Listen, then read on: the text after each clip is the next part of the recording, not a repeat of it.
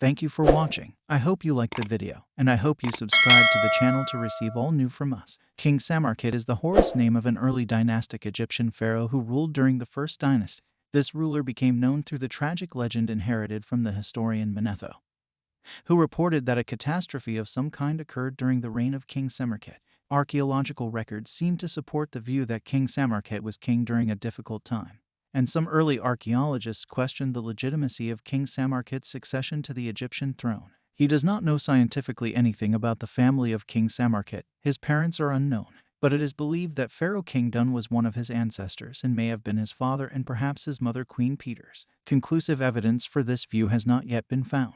It is expected that King Samarkhet would have sons and daughters, but their names were not recorded in the historical record, and he is nominated to be the pharaoh as the lowest possible member of his family. King Samarkhet is well documented in archaeological records, as his name appears in inscriptions on vessels made of schist, alabaster, breccia, and marble. His name is also preserved on ivory cards and earthen jar seals. The objects bearing the name of King Samarkhet come from Abydos and Saqqara. The name Serach of King Semerkhet translates as companion of the divine community, or thinking companion. He questioned the translation of the other by many scholars, because Ket in hieroglyphs was usually a symbol of body or divine community. The birth name of King Samarkhet is the most problematic. All the artifacts that mention his strange birth name lack any technical details. The simultaneous hieroglyphic signature used: a walking man wearing a cloak or skirt, a mongoose on his head, and an ordinary cane in his hands. The reading and meaning of this special signature questioned. Egyptologists such as Toby Wilkinson, Bernhard Giardislav, and Joachim Kael read it netter, meaning belonging to the gods.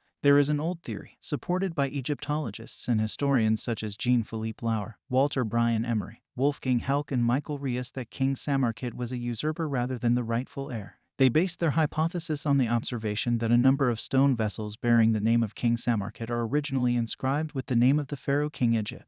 They believe that King Samarkhet simply ordered the erasure of the name of King Egypt and replace it with a mention of himself. Moreover, they refer to that no high official or priest associated with King Semerkhet has ever been found at Saqqara. All other pharaohs, such as Den and Ajayib, are mentioned in local mastabas. Today, this theory does not enjoy the support of the great Egyptologists such as Toby Wilkins, Stephen Edwards, and Winifred Needler deny the theory of usurping the throne, because the name of King Samarkhet was mentioned on inscriptions in a stone vessel alongside King Den, King Ajayib, and King Ka. These fragments of the floor structure of the step pyramid of Djoser were found at Saqqara.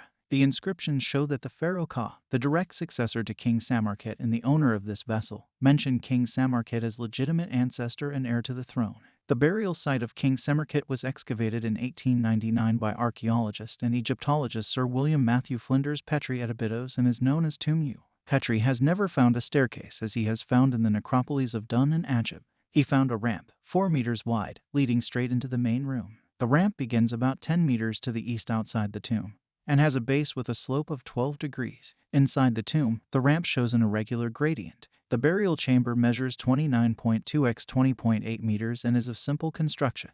The Royal Burial Cemetery was formed as a unit with the other 67 sub-tombs. Egyptologists such as Walter Bryan Emery and Toby Wilkinson see this architectural development as evidence that the royal family used to kill its members and servants voluntarily when the pharaoh died. Wilkinson goes further and believes that King Semerkhet, as a deified king, tried to establish his authority over death and life from his servants and family members even in the afterlife. The tradition was abandoned during the reign of Pharaoh Ka, the last king of the pharaohs of the First Dynasty. The tombs of the founder of the Second Dynasty, King Hetepheresek do not contain sub-tombs. Thank you for watching, and I hope you liked the video and subscribe to the channel to receive all new information related to the ancient pharaonic kings.